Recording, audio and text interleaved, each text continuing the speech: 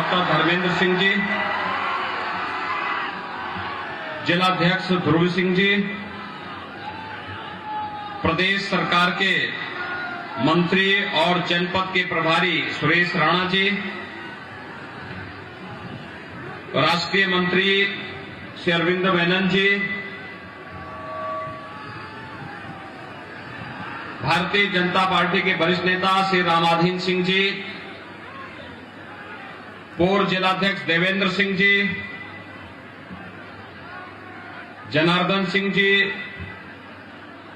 विनोद राय जी, जिला महामंत्री ननकू सरोज जी, अनुसूचित जाति आयोग के सदस्य श्री तीजाराम जी, विधान परिषद सदस्य श्री मानवेंद्र सिंह जी, आज के इस कार्यक्रम में उपस्थित भारतीय जनता पार्टी के सभी पदाधिकारीगण और उपस्थित भाइयों बहनों 6 चरणों के चुनाव अब तक संपन्न हो चुके हैं। अभी कुछ ही घंटों के बाद 7वें चरण के चुनाव प्रचार कार्य बंद होगा और 7 मार्च को प्रातः 7 बजे से आप सभी को मतदान करना है। भाइयों बहनों, 6 चरणों के चुनाव प्रचार ने अब तक जो अपना रुझान दिया है, इसके अनुसार भारतीय जनता पार्टी 2/3 से अधिक सीटों को जीत करके प्रचंड बहुमत की सरकार प्रदेश में बना रही है। भाइयों बहनों, भारतीय जनता पार्टी की सरकार की आहट से ही माफिया प्रवृत्ति के तमाम नेताओं ने विदेश भागने की अपनी बुकिंग भी शुरू कर दी है।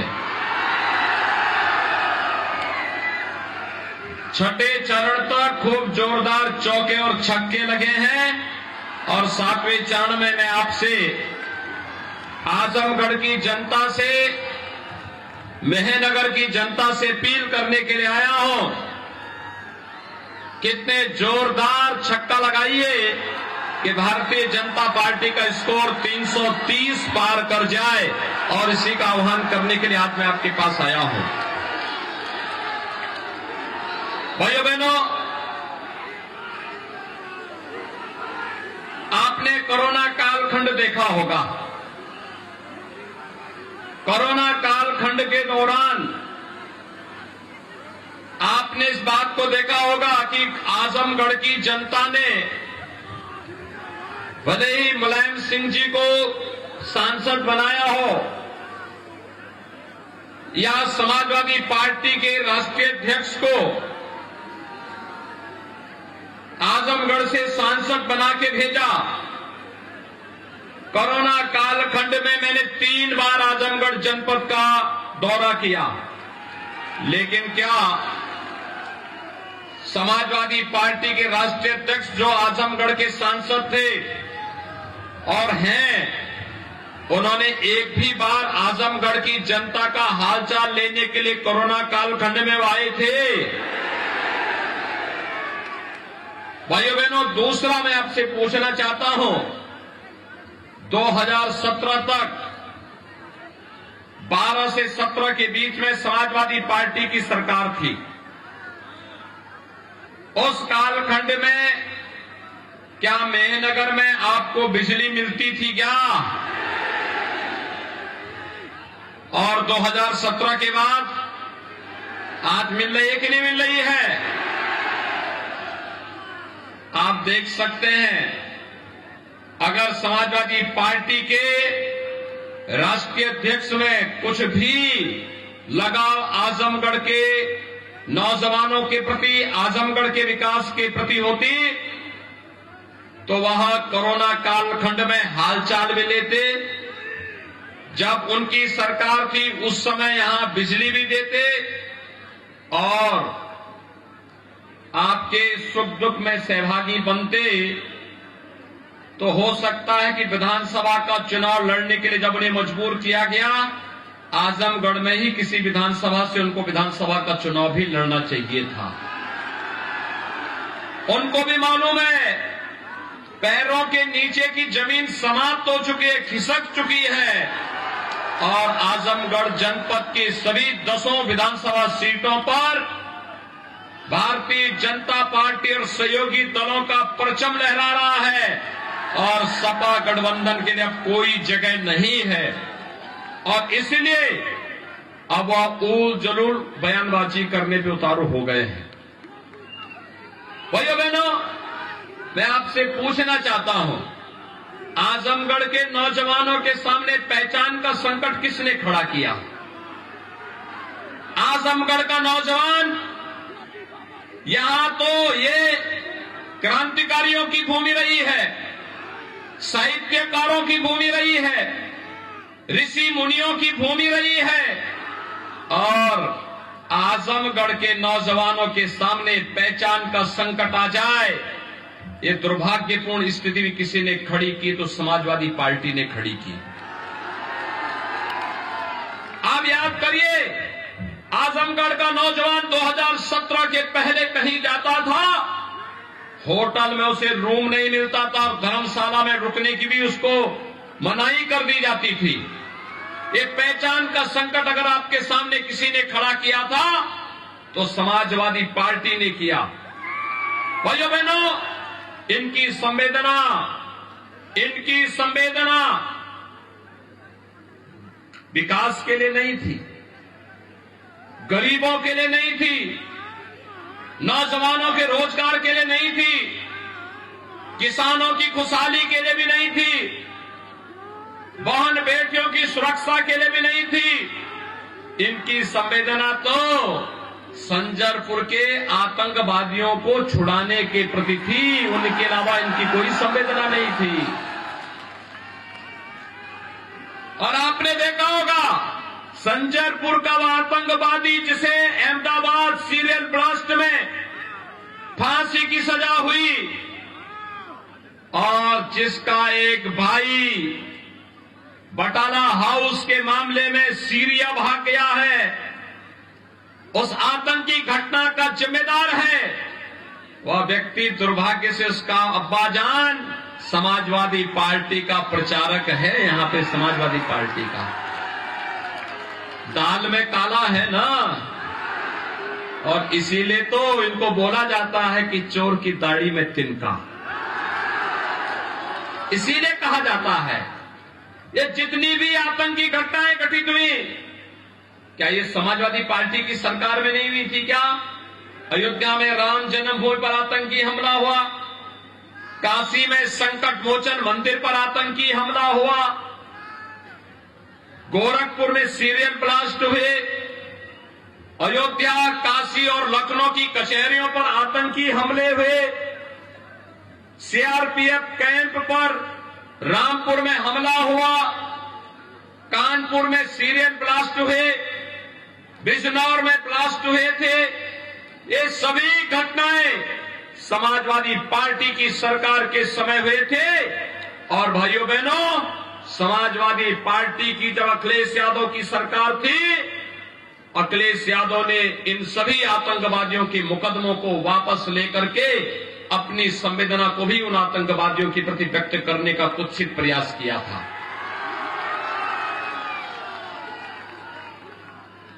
इनके समय में दंगे होते थे, हर तीसरे दिन एक दंगा, पर्व और त्योहार नहीं मना सकते थे। लेकिन 5 साल में अपने प्रदेश में कोई दंगों का नामो निशान सुना है क्या? भारतीय जनता पार्टी की सरकार के समय आज तो दंगा नहीं होता है। दंगा मुक्त, भय मुक्त प्रदेश है आज उत्तर प्रदेश में, क्योंकि दंगाइयों को मालूम है दंगा करेंगे तो अगले दिन नोटिस चस्पा हो जाएगी, तीसरे दिन फोटो चस्पा हो जाएगी और 5वें दिन नोटिस पहुंचेगी और 7 पीढ़ियां भरते भरते थक जाएंगी, लेकिन भरपाई नहीं कर पाएंगी। इसलिए आज दंगा कोई नहीं करता। हमारी संवेदना गरीबों के लिए है, हमारी संवेदना दलितों के लिए है, हमारी संवेदना नौजवानों के लिए है, हमारी संवेदना महिला और बेटियों की सुरक्षा के लिए है, हमारी संवेदना किसी दंगाई के प्रति नहीं है, हमारी संवेदना आतंकवाद के प्रति नहीं है, हमारी संवेदना पेशेवर माफियाओं के प्रति नहीं है, हमारी संवेदना तो नौजवानों के रोजगार के लिए है। और इसीलिए कोरोना कालखंड में भी जब लोग परेशान थे, मैं आया था, 3 बार मैंने आजमगढ़ का दौरा किया, आजमगढ़ की सारी व्यवस्थाओं को देखा, प्रवासी हो या निवासी, सबकी सुविधा का ध्यान रखा, उपचार की व्यवस्था कराई और फ्री में टेस्ट, फ्री में उपचार, फ्री में वैक्सीन। मोदी जी ने, प्रधानमंत्री मोदी जी ने पूरे देश को फ्री में वैक्सीन दे दी। कितने लोगों ने वैक्सीन यहां लगाई? वैक्सीन का किसी ने पैसा तो नहीं लिया ना? यह है भाजपा की डबल इंजन की सरकार का प्रभाव। सपा बसपा की सरकार होती भाइयों बहनों, ये सारा वैक्सीन ब्लैक हो जाता, किसी को नहीं मिलता। मुझे एक बात बताइए, कोरोना कालखंड में फ्री में राशन मिला कि नहीं मिला? 2 बार मिला कि नहीं मिला? और दाल, तेल और नमक मिला है ना? क्या सपा की सरकार होती तो ये मिलता क्या? सपा की सरकार होती तो उनके गुर्गे सब खा जाते। ये उनके गुर्गे हैं ना, जो ये जहरीली शराब बेच बेच करके गरीबों को मार रहे हैं। इन माफियाओं को देखा ना कैसे गरीबों के साथ, जीवन के साथ खिलवाड़ कर रहे हैं। इनकी सरकार होती ये राशन भी खा जाते, बेच देते। और बसपा की सरकार होती तो बहन जी के हाथी का पेड़ तो इतना बड़ा है कि सारा राशन वही हजम हो जाता, गरीब को कुछ मिलता ही नहीं। भाइयों बहनों, अभी तो ये झलक है, अभी तो हमने तय किया है 10 मार्च के बाद सरकार बनने दीजिए, उज्ज्वला योजना के हर लाभार्थी को होली और दीपावली में फ्री में रसोई गैस का सिलेंडर भी उपलब्ध करवाएंगे। कॉलेज जाने वाली मेधावी बेटी को फ्री में स्कूटी भी उपलब्ध करवाएंगे। जब मैं 2017 में मुख्यमंत्री बना तो मैंने उस समय बेटियों की सुरक्षा के लिए मुख्यमंत्री कन्या सुमंगला योजना जारी की थी। बेटी और बेटे में भेद न हो, बेटी के जन्म लेने से लेकर स्नातक तक 15,000 रुपए का एक पैकेज बेटी के नाम पे किया। और भाइयों बहनों, 11 लाख बेटियों को वर्तमान में इस सुविधा का लाभ प्रदेश के अंदर मिल रहा है। 11 लाख बेटियों को हमने तय किया है 15,000 की राशि को बढ़ाकर के 25,000 करेंगे। गरीब बेटियों की शादी के लिए 2017 में मैंने मुख्यमंत्री सामूहिक विवाह योजना चलाई थी। 2 लाख बेटियों की शादी हुई। 51,000 रुपए कन्यादान के लिए अनुदान के रूप में सरकार देती है। हमने तय किया है भाइयों बहनों, हमने तय किया है 2000 यानी 51,000 रुपए की इस राशि को 10 मार्च के बाद अगले 5 वर्ष के अंदर 1 लाख करने का कार्य करेंगे। 1 लाख। और यही नहीं, 60 साल से ऊपर की माताओं के लिए उत्तर प्रदेश परिवहन निगम की बस में फ्री में यात्रा की सुविधा भी हम उपलब्ध करवाने की तैयारी कर रहे हैं। हमने 5 साल में 5 लाख नौजवानों को नौकरी दी, 2 करोड़ नौजवानों को रोजगार और स्वरोजगार के साथ जोड़ा। और अगले 5 साल के लिए तय किया है उत्तर प्रदेश के हर उस परिवार को जहां पे कोई नौजवान बेरोजगार है, उसको नौकरी, रोजगार अथवा स्वतः रोजगार के साथ जोड़ने का काम सरकार करेगी। 1 करोड़ नौजवान को टैबलेट और स्मार्टफोन बांटा जा रहा है। लेकिन समाजवादी पार्टी के लोगों ने शिकायत की है चुनाव आयोग से। हमने भी तय किया है, अभी तो यह संख्या 1 करोड़ है और जब 10 मार्च को सरकार बनेगी 2 करोड़ नौजवान को अगले 5 साल के अंदर टैबलेट स्मार्टफोन फ्री में उपलब्ध करवाने का काम करेंगे। वृद्धजनों को विधवा महिलाओं को और दिव्यांगजनों को 300 रुपए पेंशन पहले मिलती थी, समाजवादी पार्टी ने वो भी बंद कर दी। हमारी सरकार आई, हमने कहा इस राशि को बढ़ना चाहिए। आखिर वृद्धजन कहां जाएंगे? निराश्रित वृद्धजन है, कहां जाएंगे? चाय पानी दवा का खर्चा कहां से आएगा? विधवा महिलाएं कहां से उनको कोई कमा के देगा? दिव्यांगजन है, किसके आश्रित रहेंगे? और मैंने वो राशि 12,000 रुपए सालाना की है। 1 करोड़ परिवारों को, भाइयों बहनों, 1 करोड़ परिवारों को 12,000 रुपए सालाना पेंशन की सुविधा दे रहे हैं। और अगले 5 साल के अंदर ये 12,000 रुपए सालाना पेंशन की व्यवस्था 18,000 होगी। 18,000। सपा के नेता परेशान हैं, कहते हैं कि इतना पैसा कहां से आ जा रहा है। मैंने कहा देखो, उत्तर प्रदेश तो प्रकृति और परमात्मा का देश है, यहां सब कुछ है, नियत साफ होनी चाहिए। तुम लोग नियत साफ नहीं थी, कुछ नहीं कर पाते थे, तो मुझसे बहस करने लगे, कहे कि हम भी विकास कराएं। मैंने कहा कहां, बोलो तो कोई विकास तो बताओ। तो सपा के नेता मुझे एक विकास गिनाए। मैंने कहा बोलो क्या विकास कराए हो? तो कहा कि साहब हमने कब्रिस्तान की बाउंड्री वाल बनाई है। उनका विकास कब्रिस्तान की बाउंड्री वाल। और हमारे विकास की जब बात करते हो भाइयों बहनों, अयोध्या में भगवान राम का भव्य मंदिर के निर्माण का कार्य और संवर रही है अयोध्या, ये आपके सामने है। काशी विश्वनाथ धाम आपके सामने है। मां विंध्यवासिनी के धाम को सजाया जा रहा है, मथुरा और वृंदावन को सजाया जा रहा है। भव्य कुंभ और दिव्य कुंभ प्रयागराज का आपके सामने है। और यही नहीं, अगर हम काशी में जाते हैं तो संत रविदास जी के जन्मस्थली सीर गोवर्धन का सुंदरीकरण का कार्य भी भारतीय जनता पार्टी की डबल इंजन सरकार कर रही है। लालापुर में महर्षि वाल्मीकि के आश्रम का सुंदरीकरण का काम भी डबल इंजन की सरकार कर रही है। और संत तुलसीदास जी के राजापुर में भी उनके जन्मस्थली के सुंदरीकरण का काम भी भारतीय जनता पार्टी की डबल इंजन सरकार कर रही है। और आजमगढ़ की तो बात ही क्या करनी है। आजमगढ़ को पूर्वांचल एक्सप्रेसवे से जोड़ दिया गया है ना। देखो, पिछली बार आपने भले ही 10 में से 1 विधायक दिया, लेकिन हमने भेदभाव नहीं किया।